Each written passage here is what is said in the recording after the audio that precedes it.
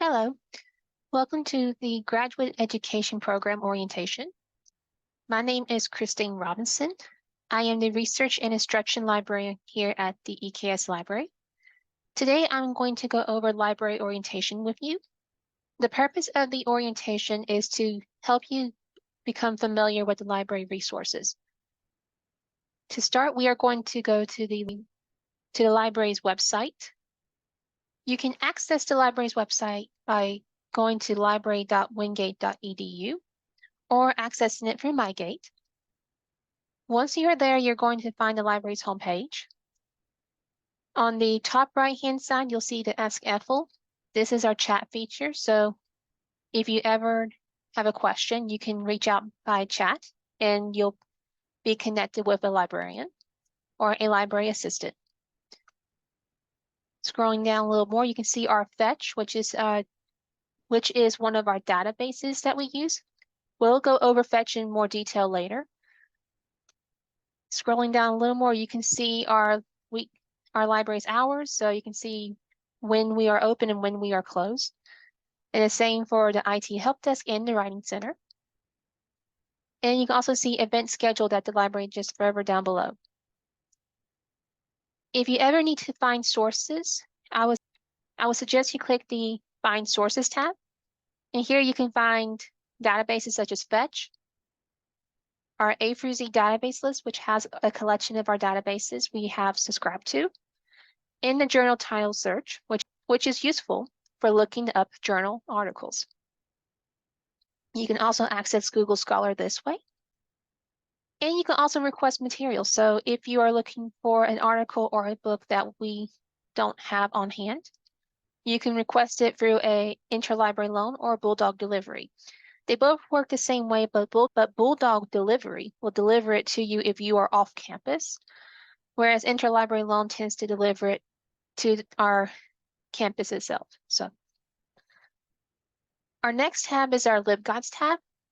So everything we will discuss is going to be found here. So go to the LibGuides tab and then go click on Course Guides. And then right below here, you're going to click on Doctor of Education Cohorts.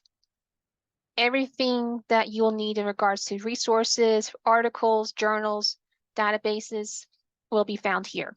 So this is the homepage for that LibGuide. So as you can see, we have a basics of calendars, welcomings and introductions. On the left-hand side, you'll see schedule a research consultation. If at any point in your research you hit a bump and you need some help, feel free to schedule a research consultation.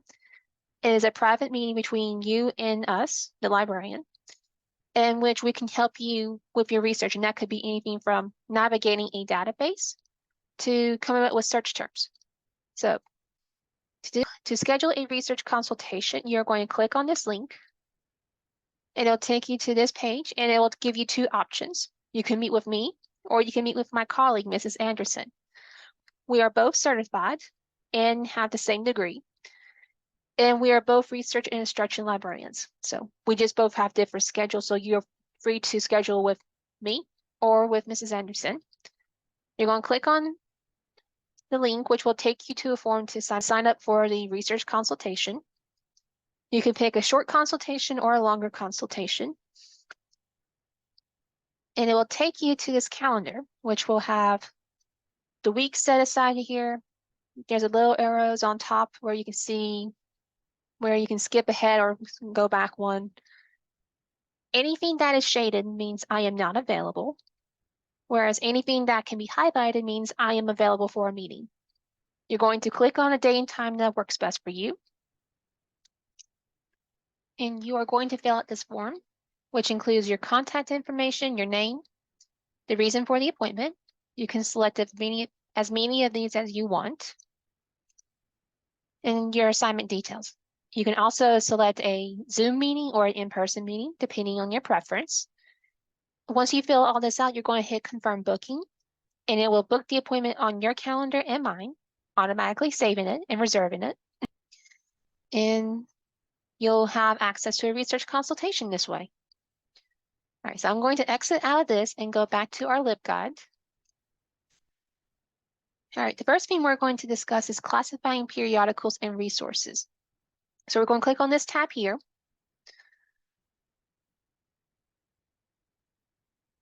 And when it comes to periodicals, there are different types of periodicals. So when we talk about periodicals, we are talking about scholarly journals, magazines, newspapers, trade publications, and this sort. Now, and there's a big difference between all of them and which one you should use. So there are three types of periodicals. There's a popular source, which is basically articles that are on popular interests, but they are not scholarly material.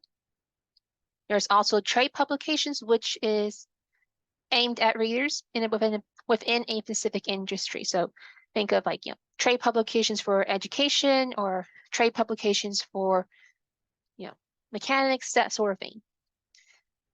They are often free to use or free with a subscription. And they're not peer reviewed, but they are still a good source. The third type is a scholarly journal, which are peer reviewed journals and articles, in which basically the article has undergone a critical review process by experts who qualify the research. Now, in terms of your research, you will mostly be using trade publications and scholarly journals.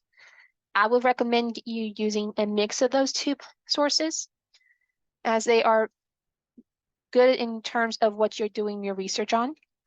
When it comes to trade publications, even though they are not peer reviewed, they are still a good source because they're written by experts in the field. Meaning that when you're talking about our education trade publications, they are written by principals, teachers, counselors, people who worked in education. And so they're written by experts, so you're not likely to find an article within an education trade publication that was written by a plumber. They are good sources to use because they are just as valuable in terms of information as scholarly journals. They're just trade publications are quicker to publish versus scholarly sources. So when it comes to trade publications, it's mostly people want to share that information real quick without having to go through the process of submitting it to a scholarly peer review process, which can take years. Other types of sources are primary, secondary, and tertiary sources, which are basically the originality of the work. So primary sources are representing original work. So think of paintings, diary entries, photographs, and the such. Secondary sources are analysis or commentaries on primary sources. So they take the primary source and just analyze it and draw their own conclusion. When it comes to tertiary sources, they're basically compilations of secondary sources, and they're mostly used to identify a theme or summarize an event. So think of like a dictionary or an encyclopedia, that sort of thing. All right, so that's the type of sources that are available. And when it comes to publications that you're going to use a mix of trade publications and scholarly journals. All right. So the next tab we're going to go to is education periodicals. So our education periodicals, there's a list of journals you can use. So one thing before we go any further is if there is ever a moment where you can't access a article, you might come across an article where you only get an abstract, but not the full article, and then it might ask you to pay extra. Don't pay extra for it. What you're going to do is submit an interlibrary loan. So click on this link, and it's going to take you to this page here. Now, interlibrary loan is a free resource to you as students. If we don't have the source, we will borrow it from another facility who has that source, whether it's a book or article. It is free to use, and it normally takes 2 to 3 business days or maybe a couple of business days to fulfill the request. So once you're on this page here, like if you're looking for an article, you're going to click on this link here, and it's going to take you to the form for submitting out interlibrary loans for articles and journals. And you're going to fill this form out with your email, your contact information, as well as details about the article that you want. So anything that's a red star means you have to fill it out.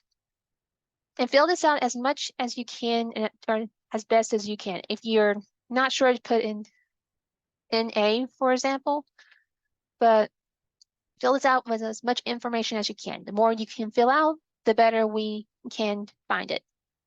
Once you fill all this out and then sign the little check marks and hit submit, it'll be sent to the librarian and we can basically look for it and retrieve it for you. All right, and that's how interlibrary loan works. All right, so feel free to use that source if you need to, okay? So I'm going to close out of that, close out of this, and go back to our LibGuide. Now, we talked about different periodicals, magazines, scholarly journals, and trade publications. Here is a list of suggested periodicals as well. And of course, we have a link to different art journals as well on the left. All right, so if you're not sure, you can feel free to browse those and look for those. If there is a journal that you are looking for, I would suggest using journal title search. It used to be called eJournal Portal, but you're going to click on this and it's going to take you to the page. And you're going to type in the name of the journal here. You are going to type in the name of the journal here. So let's say I'm looking for the Journal of Higher Education Policy and Management. So I'm going to type that in here. So Journal of Higher Education Policy and Management. Now, sometimes it automatically guesses, so I'm going to click on this. And it's going to take me to the journal in question here. So, and it's going to tell you if it's peer-reviewed or not. So again, we talked about peer review as a scholarly source. If it's not peer-reviewed, it's most likely to be a trade publication or a popular source, but feel free to look into it either way.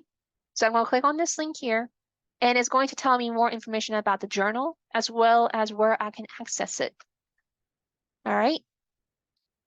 So it's going to give me a couple of ways to access it. So I'm going to look down here, and it looks like most of them are available from November 1st, 1998 until November 30th, 2000. What that means is basically it's going to have the full articles from November of 1998 to November of 2000.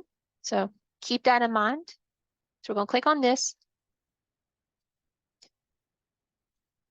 And of course, right here, you can see where it says the same thing, that full text coverage is from November 1998 until November 2000. And it will still continue to have other articles as well, but it might include citations and abstracts, which is basically, again, the abbreviated version. All right, so you're going to scroll down below and you'll see, like, you can choose an issue to view. So you'll have your year and then the issue right here. So I'm going to click on this. And let's say we were interested in the 1999 version, for example. We're going to click on this, and let's say I want to look for May 1999. It's going to load and pull all of those articles. And then right here you'll see list of articles and mentions right here. Once I find the article that I'm interested in, I'm going to click on this. And then I'm going to access the PDF file by clicking on this.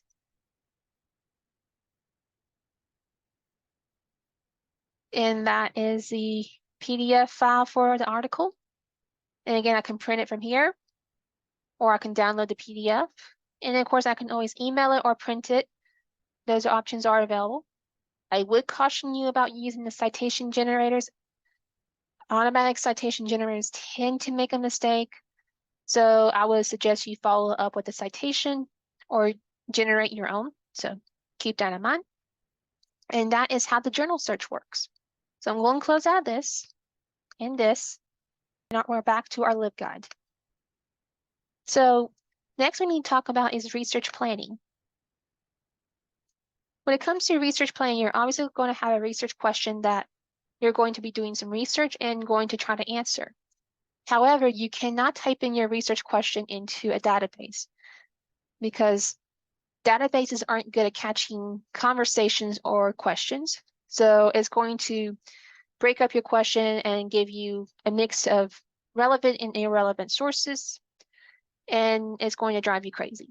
So what you're going to do is you're going to take your research question and break it up into keywords and then search using those keywords, all right?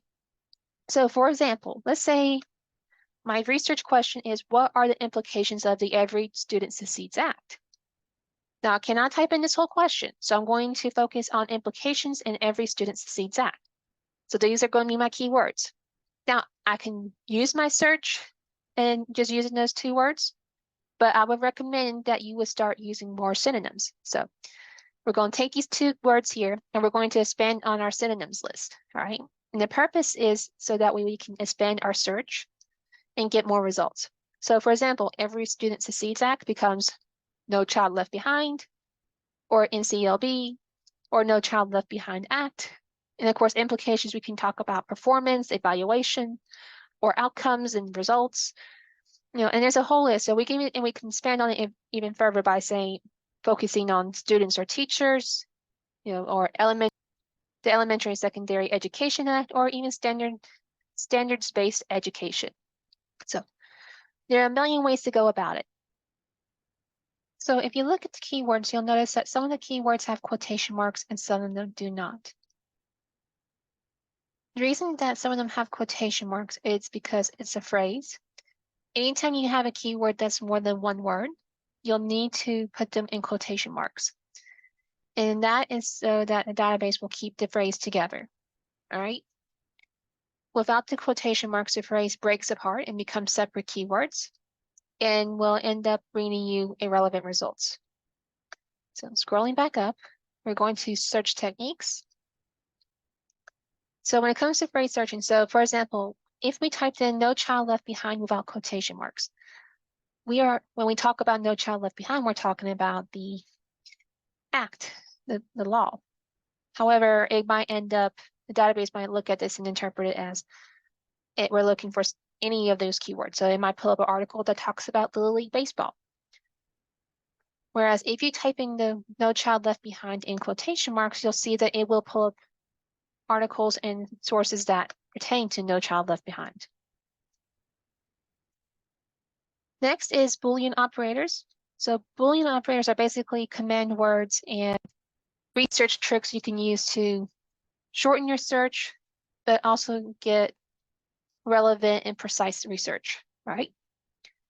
Now, if you don't use Boolean operators, or you can try doing searches like, multiple searches over a span of, hours. So what's going to happen is, like, let's say your first search is for No Child Left Behind, and you'll get this many results.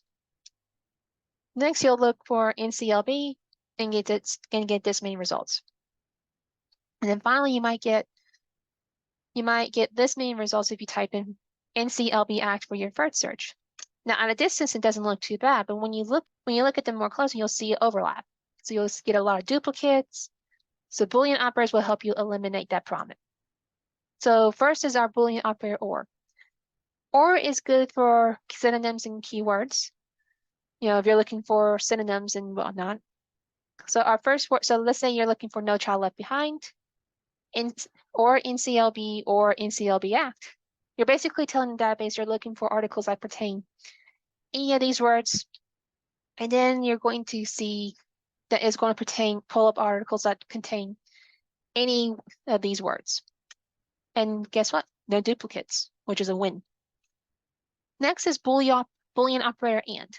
AND is good for connecting multiple keywords, especially when they're not alike. So let's say you're looking for articles on No Child Left Behind and outcomes. So you'll see that, you'll get articles that pertain to No Child Left Behind and outcomes. So let's say you expand your search and decide to talk about No Child Left Behind and outcomes in education. So with that said, it's only going to pull up articles that contain all three of these words, all right? So it's going to narrow your search down, but it will help it incredibly by just only pulling the ones that you're looking for. Next is Boolean operator NOT. So NOT is useful for eliminating unhelpful search terms. So let's say you're doing your research on No Child Left Behind in outcomes, but you're getting articles that talk about unions. And maybe that's not what you're focusing on. So what you can do is type in No Child Left Behind in outcomes, and not unions. And what's going to happen is that it's going to pull articles that talk about No Child Left Behind in outcomes, but it will not pull any articles that mention the word unions. So this will help clean up your search and get you the search you're looking for. Next is parenthetical searching. So it's basically corralling your concepts where you can do different concepts in the same search. So for example, for your first concept, you're going to do a parentheses and then type in No Child Left Behind or NCLB or NCLB Act and then close that parenthesis. Then you're going to use Boolean operator and then for your second concept, you're going to do a parentheses, outcomes or results, and then close it with a parenthesis. And then you're going to hit search. And then what it's going to do is basically look for articles that contain any of these words and any of these words. So you're going to get about 6 searches in one. So this is a really useful tool because you can expand on each of these without having to do multiple searches over and over again. Other search tricks you can try is truncation. Truncation is basically when you look for variations of a root word. So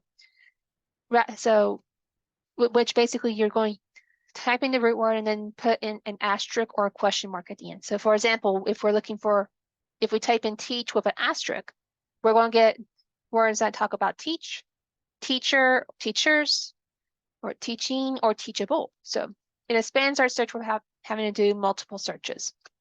And then wildcards are a fun one in which you basically replace one letter in a word with a pound, and then you're going to get variations of that word. So for example, if you type in woman with a pound right here, you're going to get results that contain the word woman, women, or woman, right? So when it comes to research, there's a lot of different ways you can try to search and get different results. So now that we talked about how to search, let's dive into databases. So we're going to go to our fetch database here. And this talks about in more detail about how to look up sources on fetch. But we are going to click on this link right here. So go to fetch search, and it will take you back to the home page of the library. So this is what we're going to use right here. All right, so fetch is a database we use in which it collects articles and books and sources from multiple databases that we are subscribed to. So it is a great database to use to get started. Now you can do your search different ways. You can type in your search in here in the basic search bar or go to advanced search. I recommend doing advanced search because it makes the search a little neater. So you go into advanced search,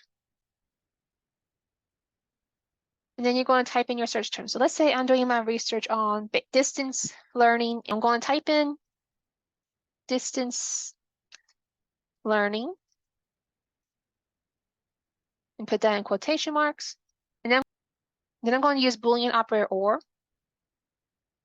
And then I'm going to type in distance education. I'm going to add another line and type in or. And I'm going to use online teaching as another keyword. So I'm telling the database I'm looking for articles with any of these words. And then I'm going to hit search.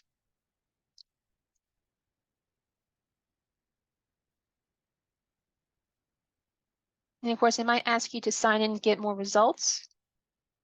So if it takes you to a page to sign in, that's okay. I'm automatically signed in, so it's not taking me to the signed in page. All right, so here is our results here. So we have all of our articles and books here. Then you can narrow it down by creation date. So you can narrow it down by how old you want the source. You can narrow it down by the subject. So, focus on distance learning, and also by resource type. So, articles, books, videos, and whatnot. And you can narrow it down by peer-reviewed journals. So let's say I'm looking for a peer-reviewed journal. I'm going to click on this.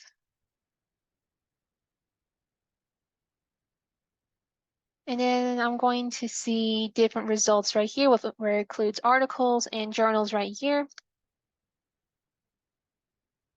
I'm going to look for this list and see what catches my eye. And then once I find something that's interesting, I'm going to click on it. And it's going to give me some basic information about the source and then different ways to access it. So I'm going to click on Education Database. And it's going to take me to the database where it found the article. And it's going to give me a PDF. Sometimes it will not. And again, if it doesn't give you the full article, you can request an interlibrary loan. And then there's different ways I can access it. So I can print the article right here, email it to myself here, or download it. And then there I have my article. And that's how you will use Fetch. So I'm going to close out of this tab here, and I am going to go back to our LibGuide. So next we're going to talk about ERIC. So ERIC is a Education Resource Information Center database. So it's a database that focuses on the subject of education. This is a good database to use along with Fetch, as it will help supplement what you find on Fetch, as will the other databases we are going to go over. You can see a how to use ERIC on this right-hand side here, if you keep scrolling down. And then on the left-hand side here on the top page, you'll see the link to the database. So we are going to click on that, and it's going to take us to this page here. All right, so we have our basic search here and our advanced search and everything else. So we're going to go to advanced search. And it works similar to how Fetch works in terms of search terms. The cool thing about ERIC is that it has a thesaurus feature, which is located right here. So if there are any keywords that I'm using that I want to expand on, I can use the thesaurus to look up similar words and add them to my search. So for example, if I was doing research on GPA, I can type in GPA in the thesaurus, and it will pull up options such as grade point average or broader terms that can be used as well. So this is a good feature to use if you are looking for more words. Search on distance education, but I want to focus on grade point average. So I'm going to type in distance education. I'm going to use Boolean operator and now I'm going to type in grade point average.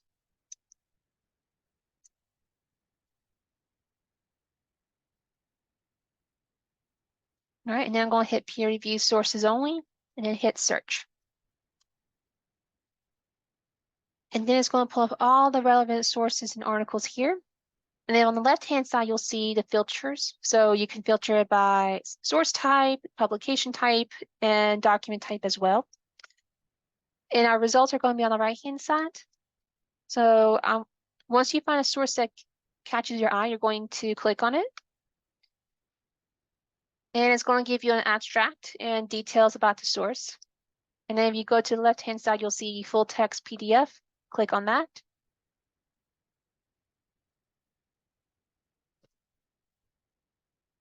It'll give you the PDF version here in which you can print it here, email it to yourself, or download the PDF file.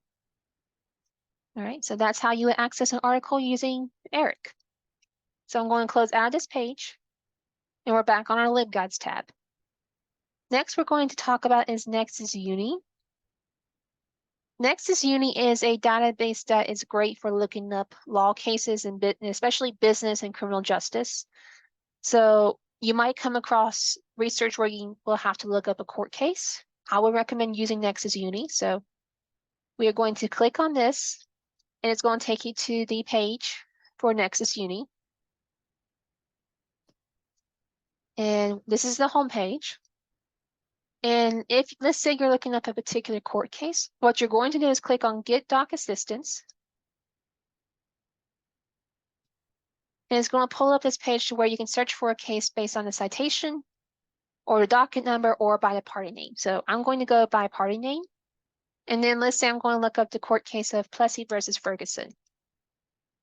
All right, so for those of you who aren't familiar with Plessy versus Ferguson, it was the court case that basically ruled that racial segregation wasn't unconstitutional. So it's basically where you get the court case that says separate but equal. So once I type in my court case, here is the documents for Plessy versus Ferguson.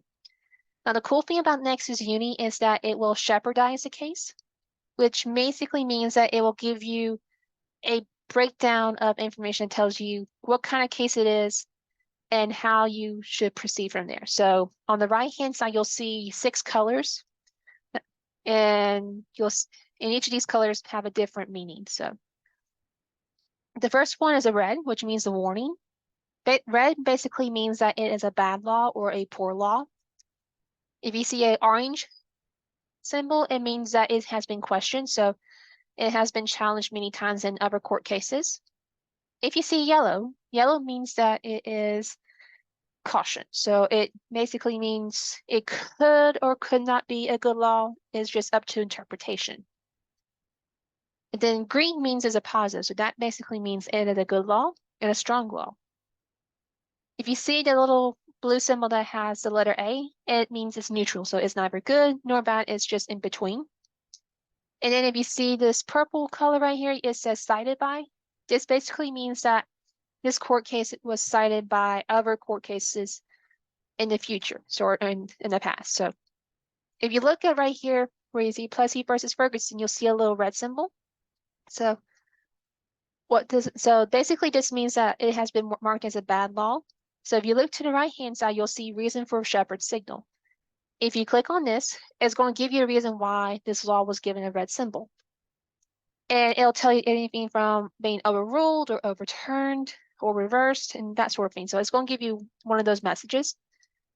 This law was overruled by Brown versus Board of Education. So what you're going to do is click on this.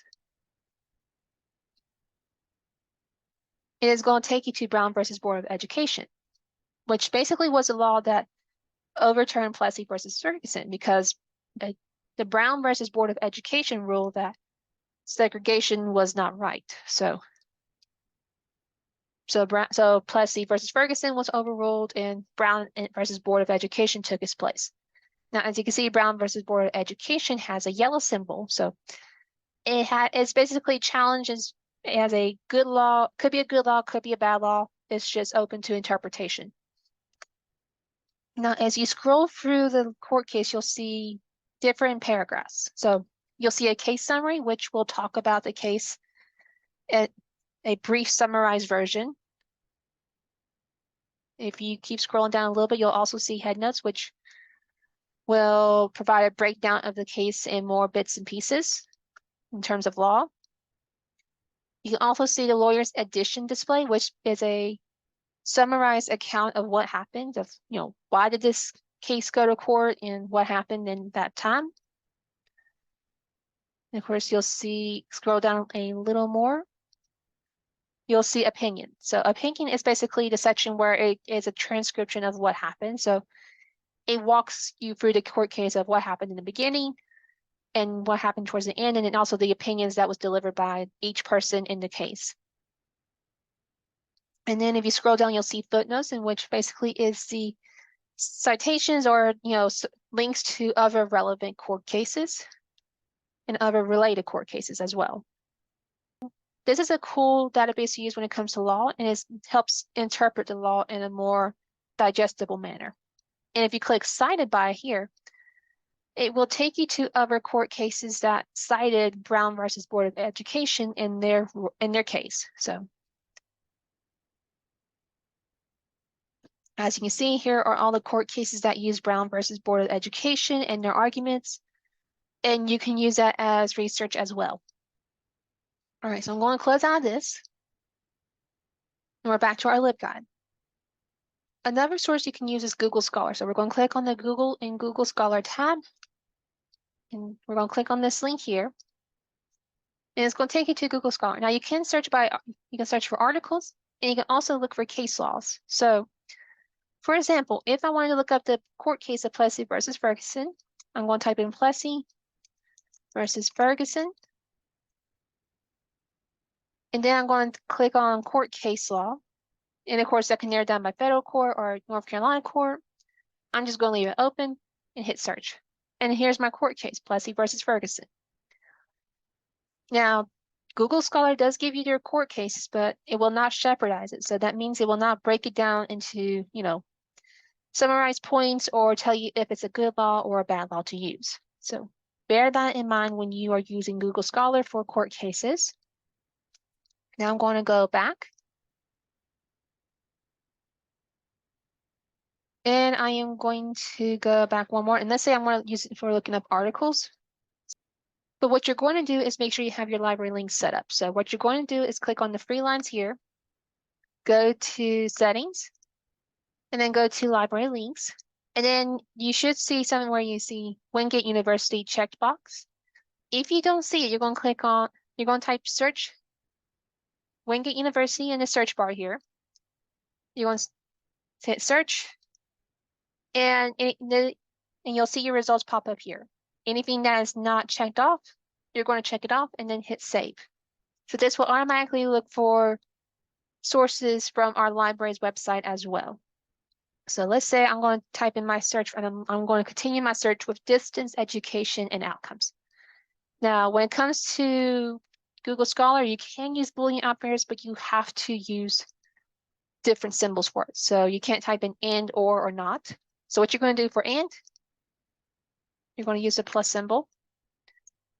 For the or, you're going to use the straight line symbol, which should look something like this. Not to be confused with L, but it is the straight line that sits above the enter key. And then you're going to use the minus symbol for the not. All right. So if I'm typing my search for distance education and outcomes and articles, it's going to pull up all the articles here. Now you can still access articles on the left-hand side, but just know that you might end up having to pay a fee for the full article, and you don't want to do that.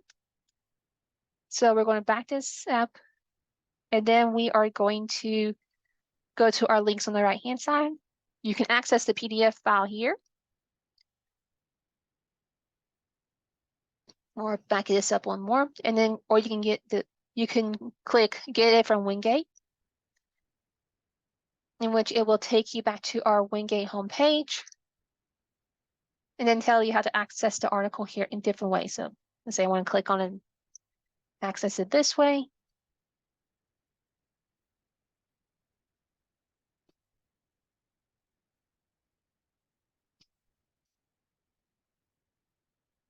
And here is our article. All right, so that's how you use Google Scholar.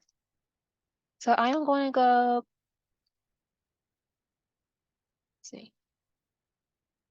So I'm going to go back to our LibGuide tab. So